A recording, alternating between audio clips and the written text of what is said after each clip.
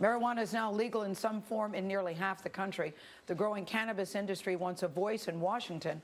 Nancy Cordes is on Capitol Hill to introduce the man who is now pot's lobbyist. Nancy, good morning.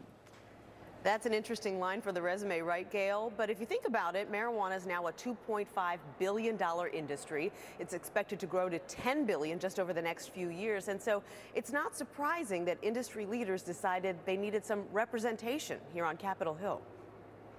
Canvass Capitol Hill on any given day and you'll run into hundreds of lobbyists. But Michael Correa is one of a kind. Hey there. Have a meeting with Chad. He is the first full-time lobbyist for the growing marijuana industry. Financial institutions will not give financial services to the cannabis industry. You don't look like a pot guy, per se.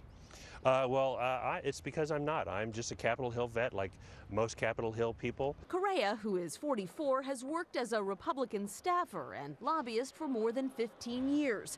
He was hired by the National Cannabis Industry Association 5 months ago. What do your friends think?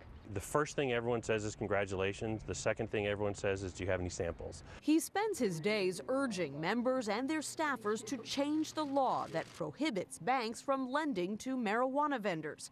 That forces vendors, he says, to deal mainly in cash, which can be risky. They can't reinvest in their own companies. They can't hire new employees. And now that marijuana is at least partially legal in 21 states and the District of Columbia, changing the law could mean billions for the industry. Nice to see you again. So industry leaders are spending more time meeting with members of Congress, like Virginia Democrat Jerry Moran. We thank you. We're grateful for your leadership on this.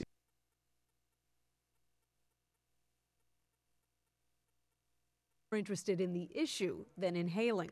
I've had my views on marijuana, and they have definitely changed, and I'm really open-minded, and I think I represent a lot of people who basically are just coming into the marijuana issue. They want to learn more. And it's just inevitable that as the benefits and drawbacks of marijuana become more widely known, that there are going to be more attempts to legislate it at the federal level. In fact, just last night, Nora, the House narrowly defeated an amendment that would have given the VA more leeway to recommend medical marijuana to patients in states where it's legal. All right, we'll be watching. Nancy, thank you.